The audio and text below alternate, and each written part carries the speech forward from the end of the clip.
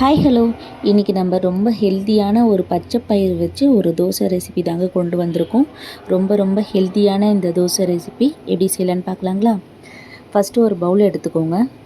நான் ஒரு 200 கிராம் அளவு பச்சை பயிர் எடுத்திருக்கேன். இதில் சேர்த்துக்கலாம்.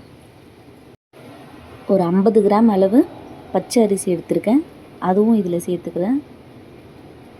அரை ஸ்பூன் அளவு வெந்தயம் எடுத்திருக்கேன், அதுவும் சேர்த்துக்கலாம்.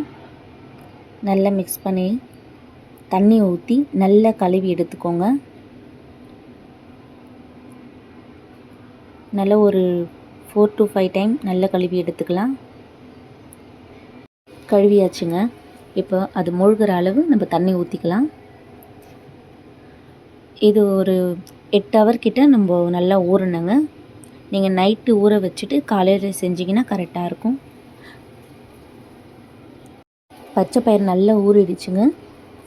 இப்போ இதை அரைச்சிடலாம். இதை ஒரு மிக்ஸி ஜாருக்கு மாற்றிடலாம். கூடவே இஞ்சி நான் சேர்த்துருக்கேன், 2 பச்சை மிளகாய் சேர்த்துருக்கேன். இப்போ இதை அரைச்சிடலாம். இது கூட உப்பு சேர்த்து நல்லா மிக்ஸ் பண்ணிவிடுங்க. இது புளிக்க வைக்க வேண்டாங்க, நம்ம அப்படியே ஊற்றினா கரெக்டாக இருக்கும். இதில் சோடா மாவு தேவைன்னா சோடா மாவும் சேர்த்துக்கலாம், நான் சேர்க்கலைங்க. இப்போ நம்ம தோசை ஊற்றிடலாம். ஒரு பேன் சூடு பண்ணிவிட்டேன். நம்ம இப்போ தோசை ஊற்றிடலாம். நல்லா 2 கரண்டி மாவு ஊற்றி நல்லா தோசை சுற்றி விடுங்க.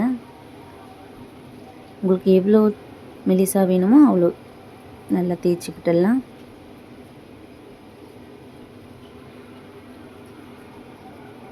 இப்போ ஒரு ஸ்பூன் அளவு எண்ணெய் ஊற்றிக்கோங்க. இப்போ திருப்பி போட்டு நம்ம எடுத்துடலாம். சூப்பரான தோசை ரெடி ஆகிடுச்சுங்க. இது கூட கார சட்னி, பூண்டு சட்னி சேர்த்து சாப்பிட்டிங்கன்னா நல்ல டேஸ்ட்டாக இருக்குங்க. நீங்களும் ட்ரை பண்ணி பாருங்கள். எப்படி இருந்ததுன்னு கமெண்ட் பண்ணுங்கள்.